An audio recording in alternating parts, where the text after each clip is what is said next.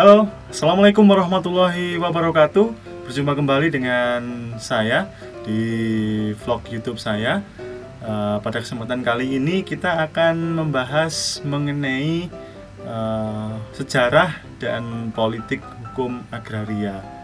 Nah, sebelum lebih jauh kita membahas terkait dengan topik kita pada pagi hari ini, mari kita semuanya berdoa agar apa yang kita dapatkan dalam video ini bisa membawa manfaat untuk kita semuanya di masa yang akan datang. Mari kita menundukkan kepala sejenak seraya berdoa agar apa yang kita harapkan tadi bisa terkabul. Amin. Bismillahirrahmanirrahim. Berdoa, dipersilahkan.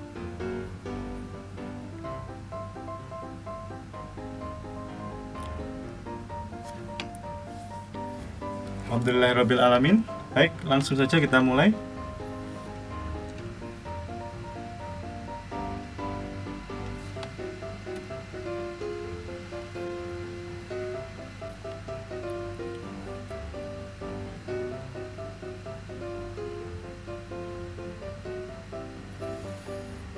Nah, ini adalah halaman judulnya. Ini kita membahas sejarah dan politik hukum agraria. Masih penjelasan secara umum, dan setelah ini nanti akan saya upload lagi video yang selanjutnya, sambungannya dari video ini.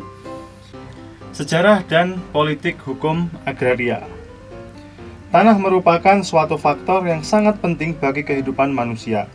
Beberapa di antaranya hidup dengan bergantung pada tanah, seperti kita mengkonsumsi makanan, bahkan minuman yang dihasilkan dan diproduksi melalui atau dengan media tanah.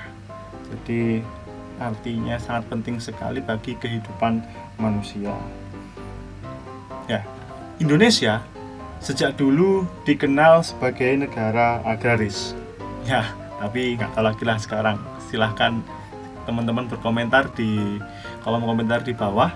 Tanah bahkan tidak dapat dilepaskan dari kehidupan manusia, mulai dari ia lahir bahkan sampai ketika dia meninggal, pasti akan selalu membutuhkan tanah.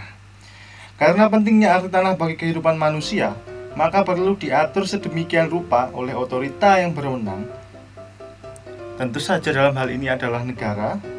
Negara sebagai organisasi yang memiliki wilayah, rakyat, dan pemerintah perlu mengatur penguasaan tanah agar tercipta kepastian, kemanfaatan, dan keadilan. Lanjut di slide berikutnya. Saya mengutip dari TAP MPR nomor 3 tahun Saya mengutip satu paragraf dari TAP MPR nomor 2 tahun 1993 yang bunyinya adalah sebagai berikut. Penataan penguasaan tanah oleh negara diarahkan agar pemanfaatannya dapat mewujudkan keadilan sosial bagi seluruh rakyat Indonesia. Sedangkan penataan penggunaan tanah dilaksanakan secara berencana guna mewujudkan kemakmuran rakyat yang sebesar-besarnya. Nah, coba diperhatikan di situ kata berencana, saya kasih highlight warna kuning. Nah, di situ menyebutkan bahwa adanya sebuah rencana yang disusun oleh pemerintah untuk mengatur penggunaan tanah yang tujuannya jelas untuk kemakmuran rakyat yang sebesar-besarnya. Nah, di sini saya akan mengajak teman-teman semua untuk belajar apa itu politik hukum. Nah, sebelum lebih jauh, maka teman-teman harus tahu dulu gambaran umum politik itu seperti apa. Nah, seperti biasanya, saya mengambil pengertian politik yang pertama kali itu dari Kamus Besar Bahasa Indonesia. Nah, pengertian yang pertama, politik adalah pengetahuan mengenai ketatanegaraan atau kenegaraan, seperti tentang sistem pemerintahan dan dasar pemerintahan. Nomor 2, segala urusan dengan tindakan, baik itu kebijakan, siasat, dan sebagainya mengenai pemerintahan negara atau terhadap negara lain. Yang ketiga, cara bertindak dalam menghadapi atau menangani suatu masalah, kebijaksanaan. Nah, pada pengertian pertama dan kedua, di situ jelas pembahasannya adalah pembahasan mengenai ketatanegaraan atau struktur negara. Tetapi untuk sementara ini saya kepengen kita fokus dulu kepada pengertian nomor 3, yakni cara bertindak. Kita coba untuk mencari pengertian lain, pengertian politik menurut para ahli. Nah, di sini saya mengambil 2 pengertian. Yang pertama adalah Wilbur White yang menyatakan bahwa ilmu yang mempelajari negara dan pemerintahan atau studi yang berhubungan dengan tata letak, bentuk, dan proses dari sebuah negara dan pemerintahan. Yang kedua adalah pengertian dari Robert Adall yang menyatakan bahwa pengertian politik adalah pola-pola menetap dari relasi manusia yang berkepentingan dengan masalah kekuasaan dan hukum, yang dalam hal ini adalah pemerintah, kaidah, atau adat. Nah, di sini jelas bahwa pengertian politik menurut para ahli di sini adalah yang berkaitan dengan negara, struktur negara. Sekarang gambaran umum dari politik itu sendiri. Nah, yang pertama, apa sih politik itu sebenarnya? Politik itu pasti akan sangat berkaitan dengan tujuan apa yang ingin dicapai. Nah, seperti halnya pengertian ketiga dalam Kamus Besar Bahasa Indonesia tadi menyatakan bahwa politik adalah cara bertindak. Nah, tentu cara bertindaknya ini akan diorientasikan kepada penyampaian sebuah tujuan. Oke? Nah, dalam mencapai sebuah tujuan tentu tidak terlepas dari 3 hal. Nah, biasanya teman-teman, terutama yang ikut organisasi gitu ya, pasti sering melewati atau menggunakan langkah-langkah seperti ini. Yang pertama adalah perencanaan, yang kedua adalah aksi, yang ketiga adalah mengevaluasi. Bahkan setiap kita melakukan kegiatan apapun pasti membutuhkan perencanaan, aksi, dan evaluasi. Kuliah pun ternyata membutuhkan sebuah perencanaan gitu kan. Makanya ada yang namanya KRS gitu kan, kartu rencana studi. Maka rencana itu pula harus disusun dengan baik. Mulai dari tujuan apa yang hendak dicapai. Kemudian metode dan sarana apa yang akan digunakan. Nah, kemudian yang ketiga yang tidak saya tuliskan di sini itu adalah apa yang sudah kita punyai dan belum kita punyai untuk mencapai tujuan ini tadi. Maksud saya di sini adalah sarananya, alat untuk mencapai tujuannya itu.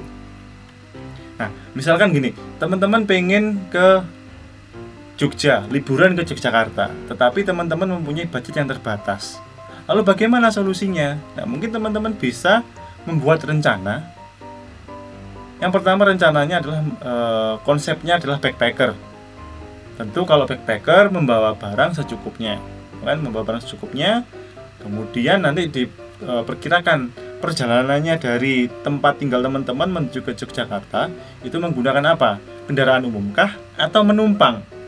Ya, anggap saja kalau menumpang, katakan menumpang truk misalkan. Kalau benar-benar pengen berhemat banget.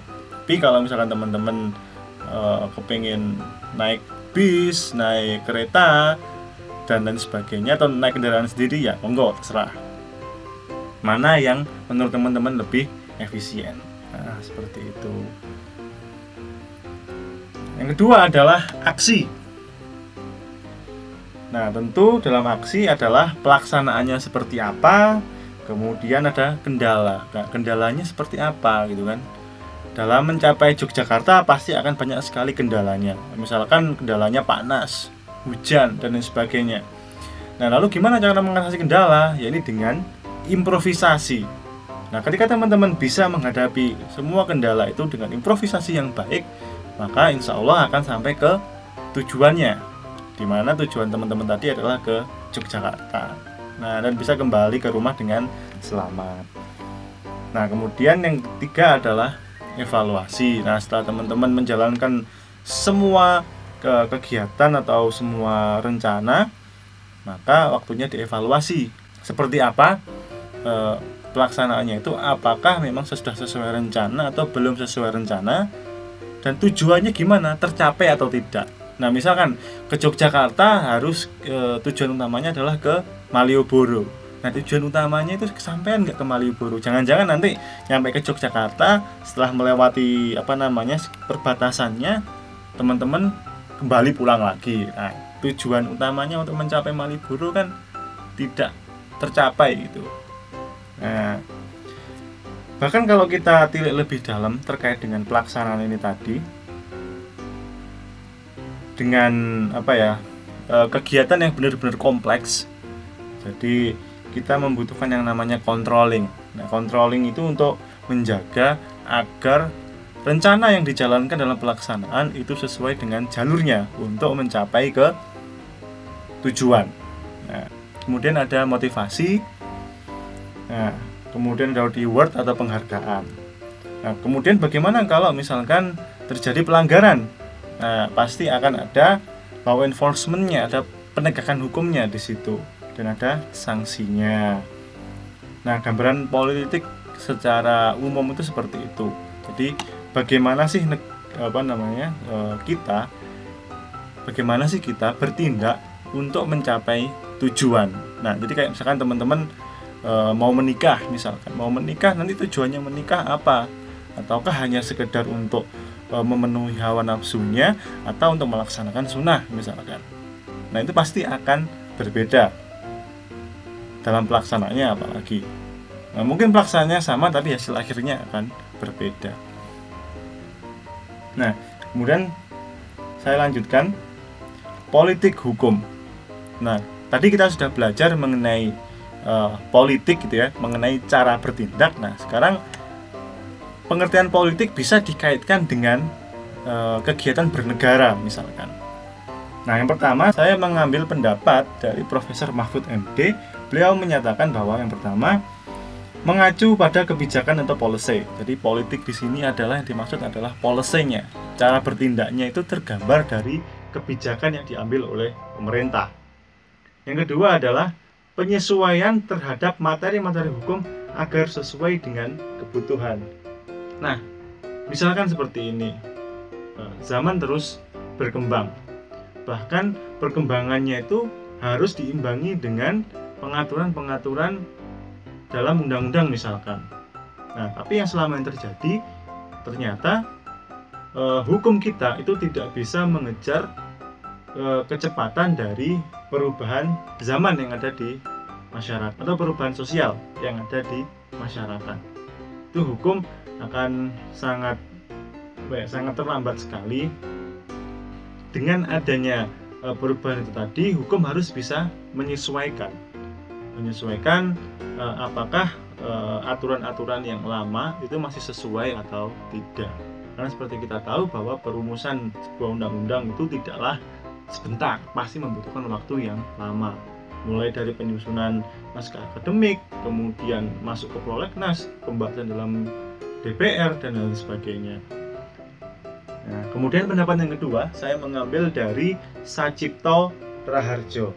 Beliau menyatakan bahwa politik hukum adalah sebuah aktivitas yang menentukan pilihan mengenai tujuan dan cara-cara yang hendak dipakai untuk mencapai tujuan hukum dalam masyarakat. Nah ini pendapatnya Sacipto Raharjo bahwa pilihan-pilihan itu diarahkan, atau pilihan-pilihan tindakannya itu diarahkan kepada pencapaian sebuah tujuan di dalam masyarakat. Nah yang paling mudah dipahami nih teman-teman, ini adalah pendapatnya L.J. van Apeldoorn bahwa politik hukum sebagai politik perundang-undangan. Nah, jadi yang namanya politik hukum itu pasti nanti akan dikaitkan dengan undang-undang. Jadi, sebuah undang-undang itu dibuat dengan tujuan untuk apa?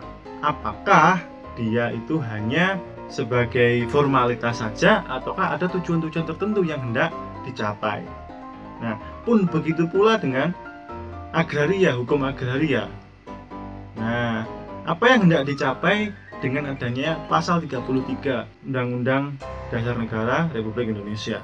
Kemudian turun ke Undang-Undang Pokok Agraria. Kira-kira apa yang hendak dicapai? Apakah benar Undang-Undang Pokok Agraria itu mengarah kepada proses untuk pencapaian kemakmuran rakyat yang sebesar-besarnya? Lanjut ke timeline. Nah, ketika kita belajar mengenai sejarah dan politik hukum agraria, maka nanti saya membaginya ke dalam beberapa periodisasi, gitu ya. Ada 4 periodisasi. Yang pertama adalah masa prakolonial, yakni ketika masa kerajaan-kerajaan itu. Kemudian kolonial, ketika kedatangan penjajah, gitu ya. Terus kemudian yang ketiga adalah masa kemerdekaan bangsa Indonesia. Dan yang keempat adalah pasca kemerdekaan. Nah, sekarang pertanyaannya adalah di timeline yang ketiga saya menuliskan kemerdekaan bangsa Indonesia. Apa bedanya kemerdekaan bangsa Indonesia dengan kemerdekaan negara Indonesia? Nah, tulis jawaban teman-teman atau pendapat teman-teman di kolom komentar di bawah. Oke, saya lanjutkan. Bahwa dari keempat masa itu tadi, saya jabarkan lagi timeline tersebut menjadi beberapa sub-sub. Nah, bisa teman-teman lihat sendiri. Insya Allah nanti setiap poin yang ada di sini akan saya buatkan videonya, gitu ya. Dan nggak mungkin selesai dalam semester ini, mungkin dalam waktu 1 tahun ke depan, karena saya harus memprioritaskan video-video yang penting terlebih dahulu. Karena ini hanya sebuah awalan, maka nanti saya akan hanya membuat beberapa video saja dari poin-poin ini nanti. Oke, di masa prakolonial bisa teman-teman baca ya, masa kolonial, masa kemerdekaan, dan masa pasca lahirnya UPA. Nah, untuk politik hukum agraria sendiri, ya, jadi di sini ada yang pertama ada pasal 33 Undang-Undang Dasar Negara Republik Indonesia. Terus kemudian Undang-Undang Nomor 5 Tahun 1960, tentu itu adalah UPA, dan peraturan-peraturan lain. Nah, itu yang sebenarnya akan kita kaji di dalam materi sejarah dan politik hukum agraria ini. Ya, mengingat masih banyak sekali permasalahan-permasalahan yang belum selesai akibat dari lahirnya Undang-Undang Pokok Agraria ini. Ya, masalah pembebasan lahan, kemudian masalah konversi dari hak lama dari zaman Belanda, itu nanti akan saya jelaskan sendiri. Kemudian masalah sengketa batas dan sebagainya, masih banyak lagi, gitu ya.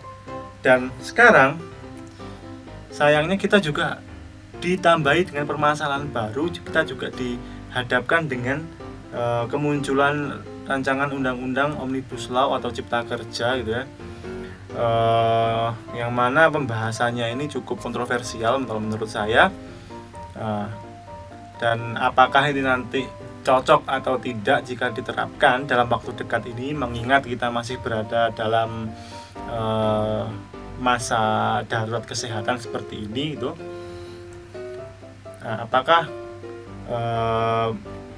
itu bisa istilahnya itu meringankan atau bahkan malah memberatkan atau malah lebih menyusahkan dengan munculnya undang-undang Omnibus Law ini. Nah, sebagai bocoran aja nih ya, jadi nanti terkait dengan ujian akhir semester akan saya kaitkan dengan rancangan undang-undang Omnibus Law ini. Nah, untuk teknisnya seperti apa, nanti setelah tes ujian tengah semester akan saya sampaikan. Nah, oke, gitu aja. Sekian dari saya terkait dengan penjelasan umum mengenai sejarah dan politik hukum agraria. Nah, atas kurang lebihnya saya mohon maaf, dan jangan lupa kasihkan komentar, kritik, dan saran teman-teman di kolom komentar di bawah, dan jangan lupa tuliskan nomor absen teman-teman dan kelas. Nah, karena ketika sudah saya kasih tanda suka atau tanda love kalau nggak salah, itu berarti itu sudah saya periksa dan sudah saya masukkan ke buku nilai. Nah, ini khusus untuk teman-teman mahasiswa kelas hukum agraria. Oke, terima kasih banyak. Wassalamualaikum warahmatullahi wabarakatuh.